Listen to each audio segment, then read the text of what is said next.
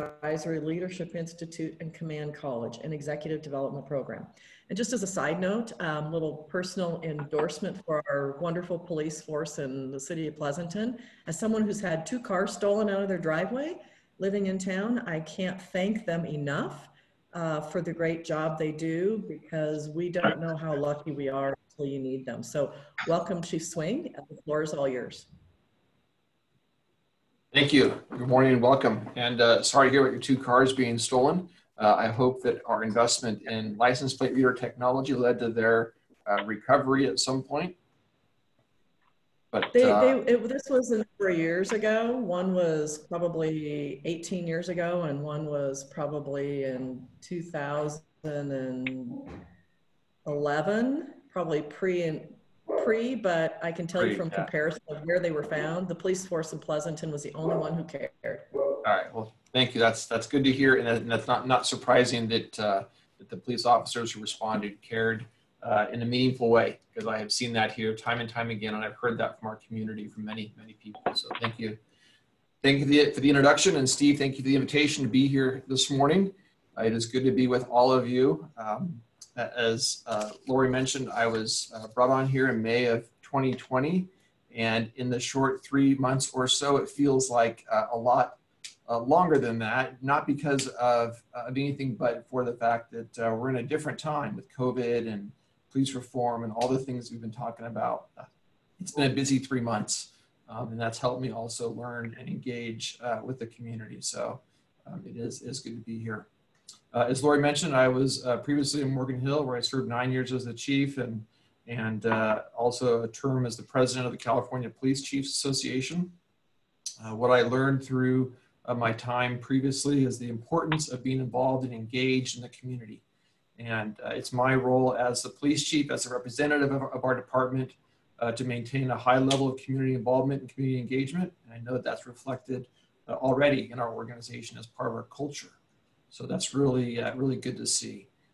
You know, I just want to touch on a couple of things, talk about kind of what we're doing today in a world of COVID, what our policing reforms, excuse me, look like outwardly to the community, and also what we're doing internally, and talk about some of the things, some of the actions that council recently took, and on August 20th, and then what's coming up on September 17th at our next council meeting. Excuse me, on police reform. So just to jump in, when I was interviewing for the position here, it was late January, February timeframe, and then as that was wrapping up, I met with Mayor Thorne, and when I met with the mayor, I couldn't shake his hand because COVID had just started. We had to do the infamous elbow bump, and I thought, okay, well, you know, this will likely pass in time. And now here we are some 5 months later or so, and we're still living in, learning to live in a different way of doing business, as I'm sure each and every one of you are as well. Our police department has learned to do business differently. We have seen our traffic collisions, as an example, our traffic collisions drop by quite a number. We all see fewer cars on the road. We see fewer cut through traffic, which is a good thing.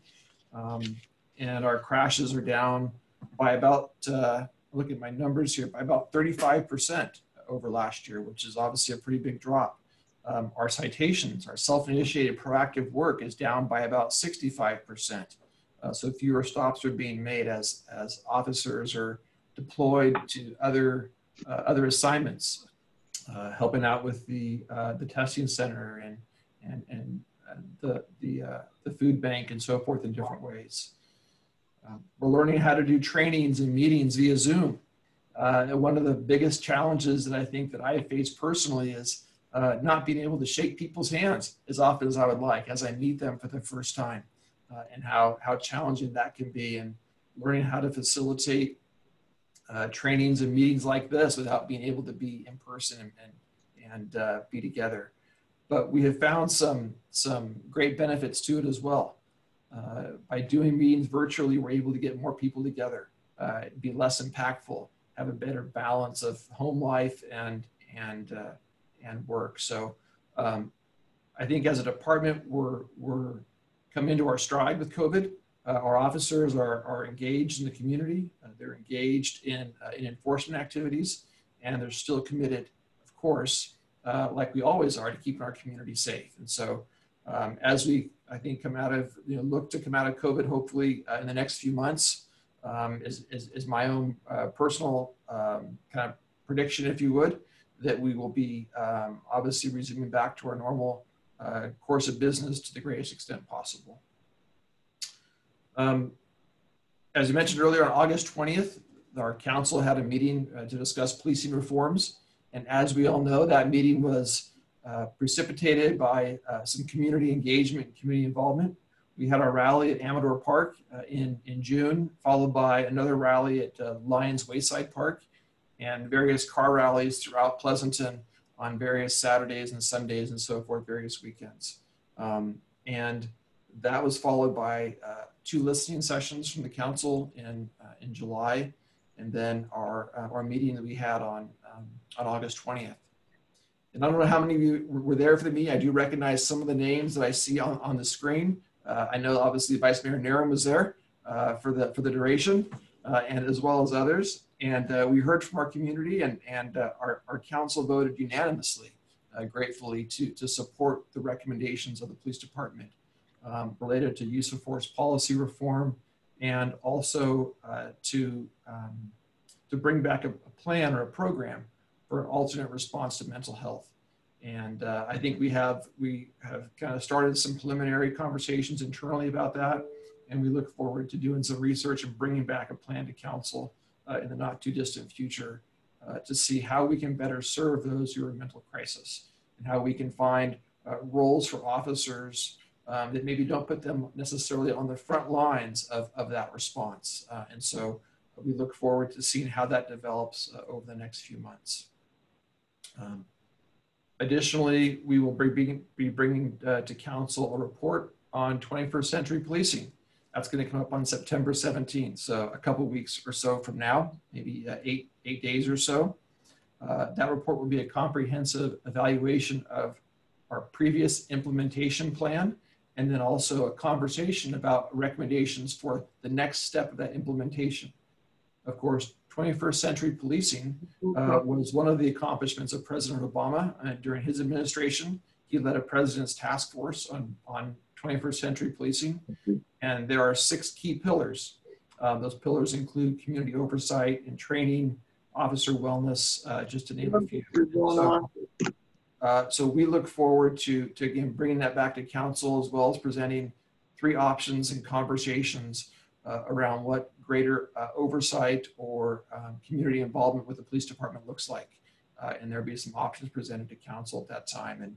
And so I encourage you to tune in to that meeting, to join us virtually via Zoom, to share your thoughts after you've had a chance to listen to the presentation, to share your thoughts on what police oversight looks like, and what you think is appropriate for here in Pleasanton.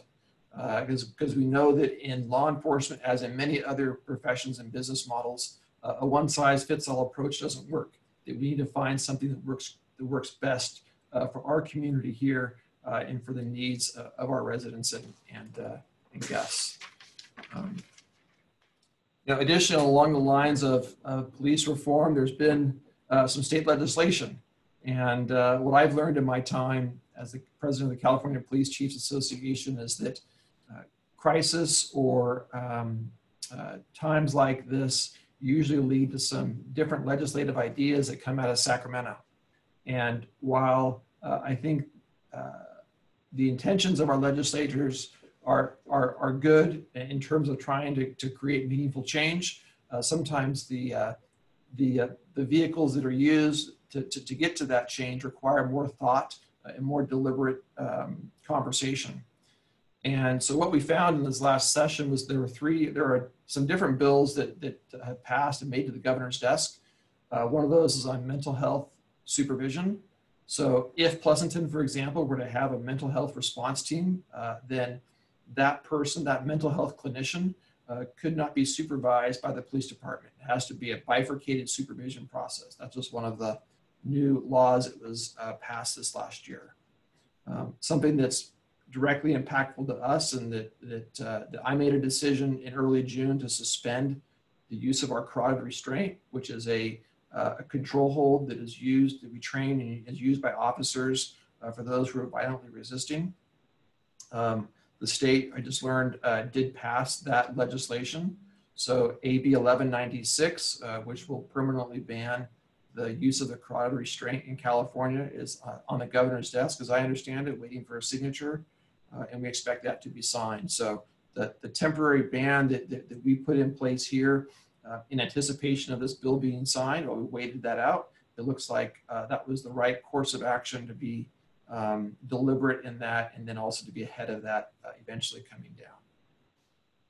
Another bill related to police officers has to do with investigation of officer-involved shootings, and the Department of Justice will be creating a division to help investigate those and to sometimes take the lead on those if requested by the agency or during in certain circumstances. So those are some of the key bills that came out this last year, but we there were some other bills that were in the pipeline related to police officer misconduct and transparency, and decertifying, being able to actually remove a police officer's certificate if they're not able to practice or be a peace officer.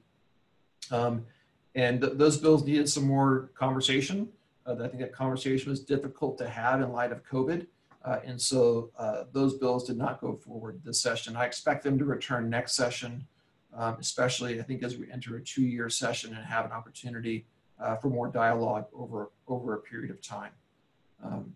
I know that the Police Chiefs Association has been engaged in this conversation for years, and we have a great track record of coming to the table and looking for meaningful solutions, as we did with use of force legislation just a couple of years ago. In addition to that, there are a couple of state initiatives, and Steve asked me to touch a little bit on Prop 25 and Proposition 20. And so I'll kind of put on my Police Chiefs Association hat here. Our council has not taken a position on Proposition 20 or Proposition 25. But just to provide some background about each of those propositions that are on the ballot here. Prop 25 is for bail reform. It was placed on the ballot by a kind of a diverse group, the bail industry, and also other reform advocates. It came after the passage of SB 10, which was authored by Senator Hertzberger back in, I think, just last session. And during that deliberative legislative process, I think that those that were involved in that wanted to have different language and different legislation passed by our legislators. And the result of that was now Prop 25, where they want to take something to the voters and get the voters' opinion on if they think bail reform should be passed, or if we should maintain the current status quo of what we have in our current cash bail system. So that's the basic gist of that. Prop 20 is an initiative that is being sponsored by the California Police Chiefs Association. It is something that when I was the president of Cal Chiefs in 2018, I was hoping was going to be on the 2018 ballot. The group had actually amassed sufficient signatures, but they weren't submitted in time to be counted in all of the counties. So it didn't qualify for the 2018 ballot. It missed that deadline, although we had the signatures lined up and ready to go.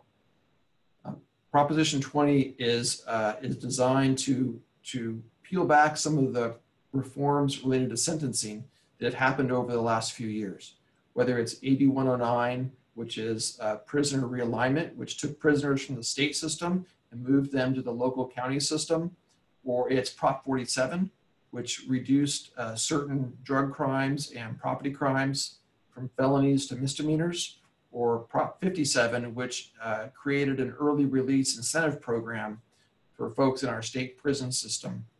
Proposition 20 is designed to strengthen some of those prior reforms. And what I mean by that is that it reclassifies crimes that were, that some might see as violent, but are not on a violent crime list. So Prop 57, for example, allows for the early release of prisoners if they haven't been convicted of a violent crime. And when we think of a violent crime, we probably think that rape of an intoxicated person is a violent crime, or that domestic violence is a violent crime. Unfortunately, those crimes are not on the list of violent crimes that's codified in the state penal code. So those crimes actually qualify for the early release of someone from our state prison system. And you think, well, how does that work? Is it working? And I think it's too early to say that that system is working. I think when we look at Prop 47, which was the Safe Neighborhoods Act, and it reduced drug crimes from felonies to misdemeanors and property crimes, we saw a spike in crime in all of our communities throughout the state. We've seen a spike in property crime, theft of retailers, which is why the Retailers and Grocers Association and multiple chambers of commerce throughout the state are supportive of Proposition 20. It is a way for us to try and hold some people accountable who need more structure and more accountability, so as not to prey on crime victims and create additional victims here in California. And when I think about crimes like drive-by shooting, solicitation to commit murder, assault of a police officer, again, felony domestic violence, trafficking of a child for sexual purposes, those crimes, again, we think of those being violent crimes, but unfortunately, those are not on the list of violent crimes in California and qualify someone for potential early release from prison.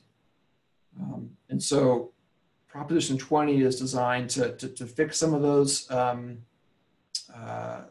issues and to help expand the officer's ability to help keep California safe.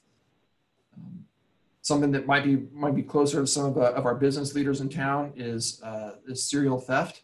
After Prop 47 was passed, we did see a spike in crime. In fact, the Public Policy Institute of California attributed a rise in property theft to the passage of Prop 47. So we know that there's a direct connection there. And so to be able to hold serial thieves accountable and to help them maybe calibrate their moral compass through punitive sanctions because of their inability to keep it calibrated on their own, that's part of the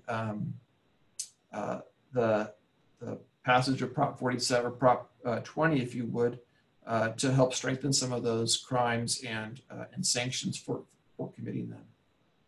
So, those are some of the key issues related to Prop 20. It also allows for the increase in DNA collection for certain crimes that we used to collect DNA for, that we no longer can because they've been reduced to misdemeanors. And we have seen hundreds of cases throughout the state. We can probably think of our own cases that we know of where the collection of DNA played a critical role in the conviction of that suspect. And so Prop 20 will allow us as law enforcement to strengthen our DNA collection protocols, collect more evidence, and be able to solve more cold cases down the road. And then finally, parole violations. When I first started 25 years ago, if someone was on parole and they violated the law, it was easier to get them to get their parole violated and for that person to spend 90 days or so in prison while their parole agent had a conversation with them. And that helps to actually have a cooling off period, if you would, and helps to keep our community safe. And unfortunately, with all the different reforms that have happened over time, officers are less able to use the tool of a parole violation or probation violation to keep communities safe by giving folks who have a propensity to commit crime a time away from their community. So we look forward to seeing how that plays out. Again, just as a food for thought, Prop 20 is supported by the California DA's Association, the League of Cities, the Retailers Association, the Grocers, Crime Victims United, along with multiple other advocacy groups, and of course, numerous chambers of commerce throughout the state of California. So on behalf of the California Police Chiefs Association, that's kind of my kind of informal information about Prop 20. And Steve, I just want to thank you for asking about that and to share that with the group today. The good news for me here in Pleasanton is that we have a community that genuinely supports our officers. And when I came from Morgan Hill, that community supports their officers as well. But I got to tell you, what I have seen here in Pleasanton puts the support that I've seen previously to shame, because the support here is that on steroids, if you would. It is so strong, and it warms my heart to hear our officers share stories about being out in the community. To me, walking to Rayleigh's on Sunol, and just to walk up to get lunch and have a handful of people say thank you to me, and to hear that same story from our officers, to be in Safeway or to be in other stores, to be driving down the street, and to hear words of thanks and appreciation. I just wanted to, I know that I'm sure some of you have said those words of thanks to our officers, maybe all of you have. I want to thank you for doing that. I want to thank you for your support, of course, of the police department and of the difficult work that we have to do every single day. And just to reaffirm you and to let you know that how much that's appreciated by the men and women in our police department. I appreciate the chance to be here. I look forward to the questions. I think we share more when we have questions and answer opportunity. And so I just want to open the floor to questions and again, say thank you to Steve and Lori for the invite and the warm introduction. So I'll be happy to answer any questions you may have. Thank you, Chief. I do have one in the chat. I'll start out with that, and then we'll just, if people can speak up or raise their hand, then we'll try to catch you. I think I've got everybody on one screen, which is nice. So the first question comes from Mr. Ritter. Thank you for all that you do for our amazing community. What are your thoughts on the PERT program model they are using in San Diego? That was one of the examples that we brought up at August 20th. And there are different models that we're going to evaluate. I'm familiar with the PERT model. And I think that for a community like Pleasanton, I think that has a lot of potential. As we look at the calls for service that we have, there are some, I anticipate some understandable apprehension about safety.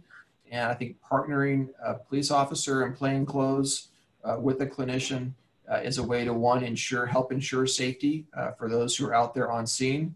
And it also allows the officer to do follow-up in other areas for mental health follow-up or homeless outreach or other things during times when they're not on a mental health related call. So I think it has a lot of promise. I'm not at a point to recommend one or the other at this time. We need to do some research and be deliberate and thoughtful in our approach. But I look forward to being a part of the solution here in Pleasanton. Great, thank you. Mr. Hirst has a hand up. Okay, Chief Swing, there was some talk at a couple of the listening sessions about removing SROs from the campuses. If the city and the school district voted to remove those SROs, would you keep the officers and reassign them to other duties? Would you eliminate the positions, or would you stand by and treat it as an experiment? Well, I think there are a couple different points to that question. And I saw a question from Randy Brown pop up that I'll answer first, because it's a really quick one. Yes, sir, the officers on a PERT team or other model like that would be in plain clothes but have the full complement of their safety equipment.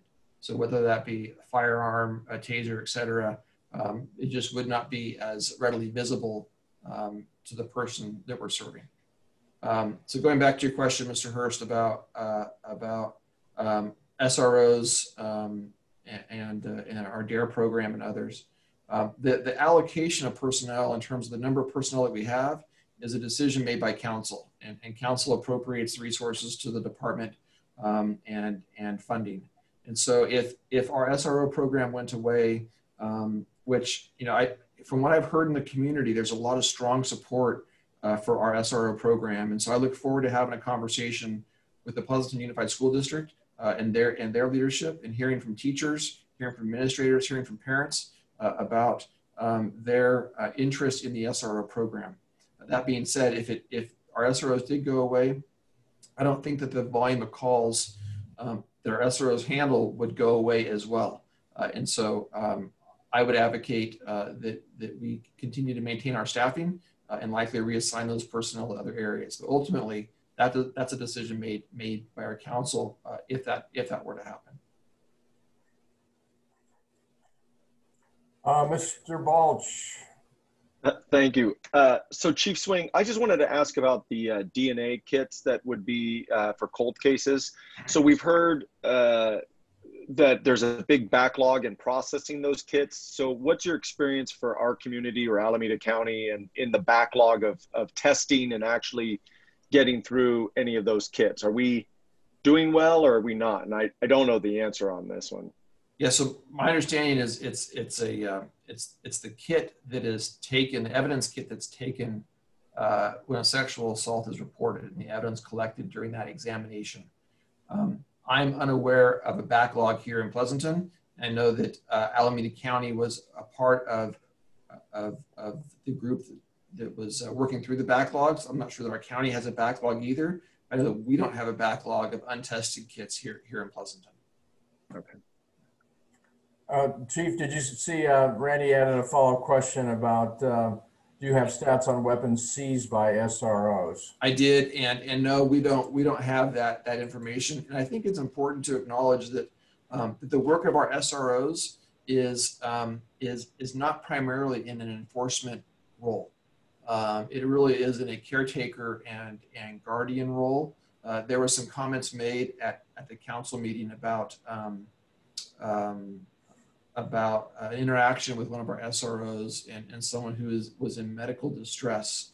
And, you know, I got to tell you, you can't see the holster from my body worn camera on the front of my uniform, but all of our officers have body worn cameras, and we have for, I think, since 2015 or so. And those are excellent tools that we have to help capture you know, what's happening out in the field. And I'll just ask the question, I asked it yesterday at a meeting, how many other professions do you know of where the person who's working is wearing a camera all day and recording every interaction they have with the people that they're talking to? I'm unaware. If you do know of one, let me know so that I can add that to my list, but I'm unaware of any others. Our cameras are awesome because they help provide the truth, and the truth from the perspective of an unbiased perspective, not someone who's seen it and their own filter and unconscious implicit bias affecting how they're viewing what they're seeing. And so we looked at that video, and I got to tell you, I was impressed with how the officer handled it. And I told the officer afterwards, I said, that was my child in medical distress. I would want you to be there to help take care of them. And so I just got to tell you how, you know, we hear stories that are out there, and just encourage you that if you hear something you're not sure about what happened, reach out to us because our camera tells the rest of the story. And it's really encouraging. Any other questions? Oh, Lori. Hi, Lori. You're me. Oh, there you go. Okay. Here we go. So question for you. When we first moved to Pleasanton, we lived there 30 years.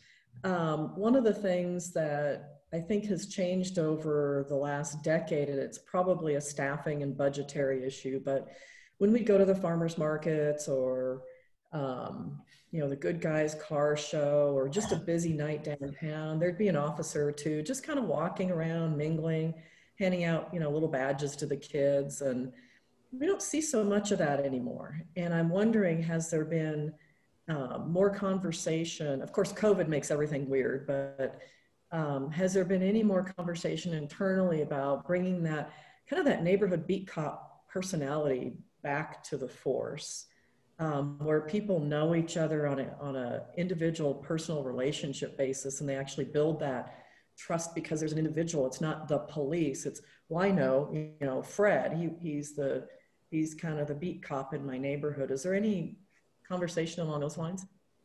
There is. You know, in my onboarding here in Pleasanton, I'm meeting with each and every person in the police department, and I've heard conversations about a desire to get back to that internally. Unfortunately, we had a lot of staffing transition over the last maybe 3 to 4 years or so, and that really depleted some of our patrol staffing. We had a lot of folks in training at the academy. It takes about depending upon who we hire, but it can take anywhere from 6 to 12 months of just training, to include the academy and the field training program. So when we have attrition, it takes us some time to get back to that level of staffing. So to your point, yeah, I've heard others ask about that same desire internally to have a greater presence downtown. We have had officers downtown during on the weekends during the outdoor dining program, and we would look to build on that going forward. And you're absolutely right. COVID does make things weird. We're all trying to kind of navigate that and find out what that balance is. But I would expect to be able to see more officers on foot patrol in high profile areas, or bike patrol in high profile areas in the coming months. Great, thank you. Any other questions from any of our listeners?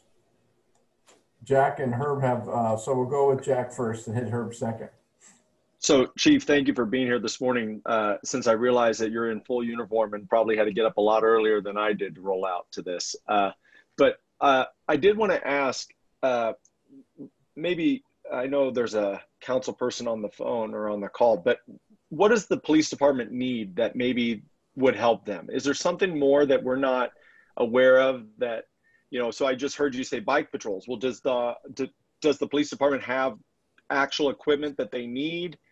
Budget they need?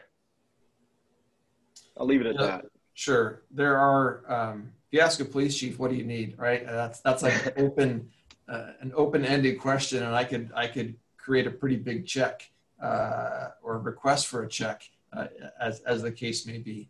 What I know is that we are a very well-resourced organization. Do we have some equipment needs? Yes. However, I think right now, with my 3 months on the job, I don't want to prioritize needs, because I might reprioritize them, prioritize them differently 6 months from now or 3 months from now. And so in meeting with the different teams and work groups and each person here at the police department, we are developing kind of a list of some things that we would like to have or feel that we need to have. We're going to prioritize those, and we're going to bring them back to the city manager as part of our budget process. Eventually bring them back to council and fold them into our budget, which our next 2-year budget cycle is in July. So while it's July, it's only 10 months from now. And so we look forward to doing that. What we know also, of course, with COVID is we're taking a hit in sales tax, we're taking a hit in TOT, and we need to be mindful of that and be respectful of the community resources and be good stewards of our resources. And so we need to obviously balance our requests based on the resources that are available at this time. So I do look forward to, I thank you for the question, Jack, and I do look forward to bringing some stuff back to council as we build our budget in the coming year. Herb, before you, thank you, Chief. Herb, before you jump on, I missed, Janine had a really good question in the chat. I don't know if you can see that, Chief. I do. Yeah, but perhaps you can answer that. Sure, and I appreciate it, because it reminded me to talk about some of the other things that council asked us to do at our August 20th meeting. We're going to bring back a conversation or staff report on an updated contract for tasers and body-worn cameras that are synced together and have some new technologies there, and you'll learn more about that.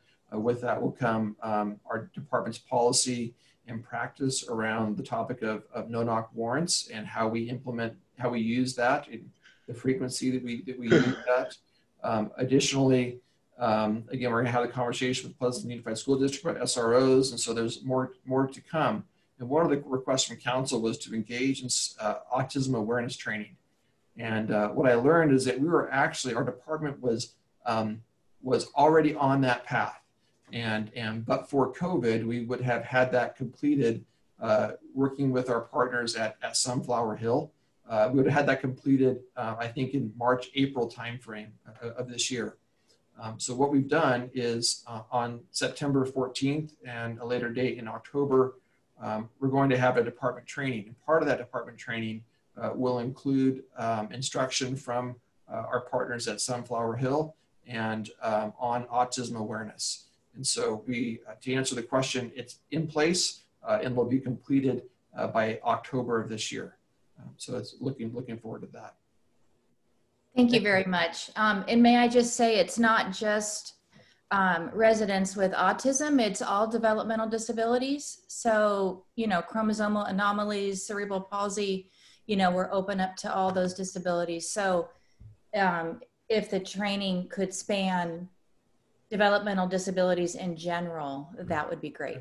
All right, thank you for that. I will let our team know and ask them to find a way to make sure that it's inclusive of all disabilities. Thank you. Mr. Ritter. Yeah, hey, Chief Swing, thank you for the way you and the team handled the protest, the peaceful protest, you know, month or so ago. And, you know, Jan brought up in a question about the Stone Ridge Mall and the protection of that. And I just want to see what we're doing to help us ensure peaceful protests and not get into the riot state. Because as we know, nothing good happens after dark. But give us your thoughts on the future if we have more of these peaceful protests. We hope it's only at that. Sure. It was late May when I started on a Wednesday. It was that Sunday that I was here that night and into Monday as we navigated some threats on social media to Stone Ridge Mall. It was that same night that I think Bayfair in San Leandro and Broadway in Walnut Creek, as well as other retail establishments were looted and attacked, if you would. And so that was my first introduction into the Pleasanton Police Department and Pleasanton community. And I walked away, I was impressed that night, and I've been impressed ever since because of the expediency and the thoroughness and the dedication to which we were able to stand up a team quickly and a plan and essentially protect them all. We saw a lot of vehicles that were in town that were not from Pleasanton, that we think were probably scoping out the mall to see if it was a soft target. And I think when they realized that we had an overwhelming presence of officers on motorcycles, on cars, in unmarked vehicles, et cetera, throughout the town, not only was the mall not attacked, but nor were our car dealers, nor were our other retail establishments. And that is a testament to the men and women in this department who worked long hours and long days, many long days, to help ensure community safety. To your question about peaceful protests, whenever we get word of a protest or demonstration coming into town, we are quick to engage with the organizers. And we found that collaborative approach leads to better outcomes. And we took the protest in early June, I want to say on June 6th or so, and was originally planned to go downtown. We worked with them and found a different route. It took them obviously out of Amador down to Santa Rita to Valley, and I think over to Hop Yard, where the protest ended or stopped for 9 minutes or so, 8 minutes and 45 seconds, and then dispersed back to the park. And our downtown, of course, was preserved and not wasn't at risk. And so that's our strategy. If we have something that were to go from a peaceful protest to something that was not peaceful, clearly we have a responsibility to protect people's First Amendment rights. And at the same time, people have a responsibility to not to loot, riot, or commit crime. And our community deserves a peaceful environment as well. And so we'll take appropriate actions as necessary at that time to quickly and safely restore order. Great, thank you. Any other questions from anybody? Tom? Yeah. Tom Garino, PG&E. Hey, good morning, Chief. Appreciate the welcome to Pleasanton, and appreciate the all your comments. Just out of curiosity, this is a little off the beaten track, as most of my questions are. I'm based here in Oakland, and but I'm responsible for all of the cities in Alameda County and Contra Costa County for PG&E. And I was interviewing candidates running for Oakland City Council yesterday, and they said, well, you know, the real problem with crime is we, like people from Pleasanton, Morgan Hill, Hayward, San Leandro, other cities, individuals are arrested and sentenced to prison, and then the judge, I don't want to, for the lack of a better word, dumps them in Oakland with no resources and not back to the communities where they came from. And I just thought, well, that's kind of strange, but any thoughts on that, or from your years of experience, and not necessarily just here in Pleasanton, any reaction to that? Yeah, I'm unaware of our either state or local penal system, to use your word, dumping people in certain cities. My experience is that people who've been incarcerated usually go back to the local jurisdiction from where they came, unless there's a family reason for them to be in another community for family support or other reasons, or there's a desire to take them out of an environment that I think contributed maybe to their criminal behavior, and to place them somewhere where that's less likely they're less likely to reoffend. And so, to your point, I'm unaware of a system that specifically places people in a certain community, unless there's an extenuating circumstance or other reason why that might be. And knowing the issues of crime in Oakland, I don't think Oakland would be a candidate as a city to remove someone from an environment of crime, if that makes sense. Yeah. So, also, just thank you for your work at PG&E, and keep Pleasanton off the list of PSPS for this year. I would greatly appreciate that. I think we've had enough stuff in 2020, and we don't need to add PSPS to our list of challenges. So thank you for that. I'm working on that. Yeah, we're not in scope. Alameda County and Contra Costa County, thank God, we're not in scope this last go around. But you've got a great emergency services staff there to work with. So I really appreciate that. Yes, we do. Thank you. I understand it was a guarantee, Tom. Thank you. I heard it. That was a favor to Steve. All right, cool. Any other questions for our chief? Yes, council member or vice mayor, Kathy Narum. Oh, you're muted, Kathy. Probably better to be muted. So could the chief comment on the budgeting and the number of officers that he's budgeted for, and how many of those positions are filled and so forth, just to give a little perspective here, because there was a comment wondering if we'd actually cut the budget or cut the number of officers. And in fact, we've done the opposite. And I think it would be good to put that into perspective, please. So, Vice Mayor, in terms of the growth of the organization over time? Sure. Yeah. What I understand is that the department has added, I think, 3 positions in the recent future, or recent past rather. I'm predicting the future, but I'm not sure exactly of the number of spots we've added over time. What I do know, and one of the things that attracted me to Pleasanton, candidly, is it's a fiscally healthy city.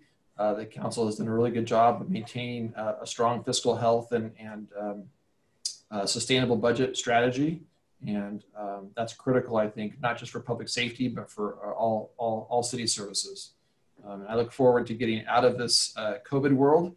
I look forward to a full parking lot at Stone Ridge and other retail centers, recognizing that contributes to the health of all of us, not just our larger centers, but even also our smaller businesses as well. Great. Thank you. So are you at full complement now? Or do you have openings? We had some retirements, and so I think we're anticipated. So we're looking to hire 4 officers right now. And that would put us at full staff. So either through current retirements or anticipated retirements, we have 4 people that we're looking at right now. In fact, just this afternoon, I had interviews with 2 candidates who either have the academy or need to go to the academy. to bring on as officers. Mr. Brown. Thank you, Steve. Chief Swing, when I was on the school board at Central Catholic, we were an advisory committee or an advisory board. What are your thoughts on having an advisory board for your position? Some people, prominent people, or just active people in the community that would meet and just from their perspective, what's going on as an advisory board? Yeah, I think there are three options that will go to the council this next, well, not this next Thursday, not tomorrow, a week from tomorrow. And the council will evaluate those. There'll be a option for community oversight or a police commission of sorts, as well as an independent police auditor and also a chief's advisory board. In different communities throughout the state, there's different models that are out there. I look at Walnut Creek and Lafayette, Elk Grove, and others, I think Santa Clara as well, all have chiefs advisory boards. And so that is a model that exists today. I'm really not in a place right now to make a recommendation to this group. I think that's a conversation that's best had with council and in that presentation prior to engaging kind of a larger community conversation. So that's a teaser for the 17th, and just encourage you to tune into that meeting. Great, thank you, Chief. Any other questions from anybody? I don't see any hands being raised. I'd like to ask, just from the business community standpoint, is there anything that we can do to support you, and anything that we should be aware of as a business community? Anything from that perspective? I don't think you've really talked about that yet. So just thought I'd throw that out as a last question. Sure.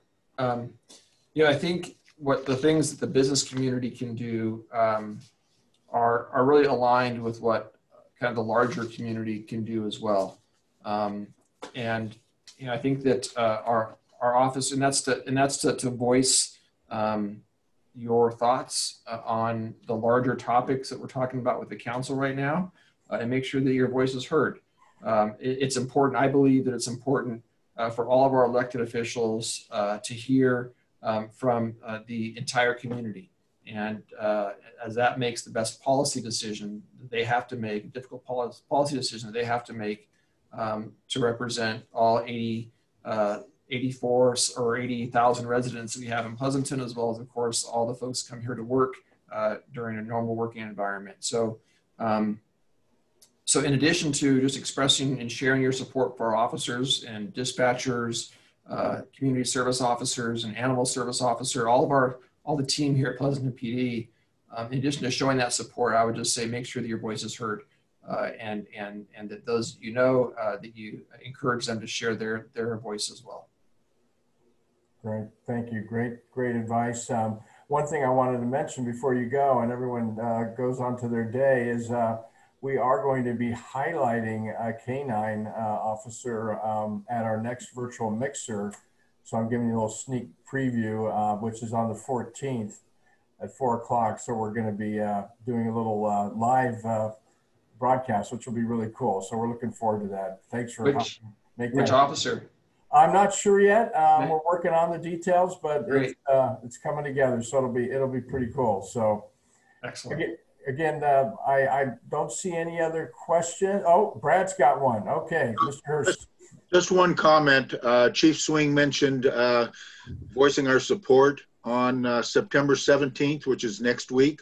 We will all have that opportunity to support the Pleasanton Police Department and offer our comments on community policing. So I just want to encourage everybody to speak up, hopefully in complete support of PPD. Thank you. And that meeting starts at 6:30 because it's a special meeting, not 7. Thank you, Brad. Thank you, Jack. And just on behalf of the Chamber of Commerce, Chief, we want to welcome you to our community. Wish it was better times, and things will get better. And we're just really excited about having your leadership here, your experience. I've been very impressed with what you've had to say this morning. So, and also remember, we're here to support you whenever we can. So, On that note, I don't see any other questions, so I think we'll close this meeting out. Thank you, and see you. Hopefully, you'll be able to make the meeting on the 17th. Thank you so much. Thank you all. Okay. Thank you, Chief. Thank you, everybody. Bye. Thank you. Bye-bye. Take care, everybody. Good meeting. Yeah.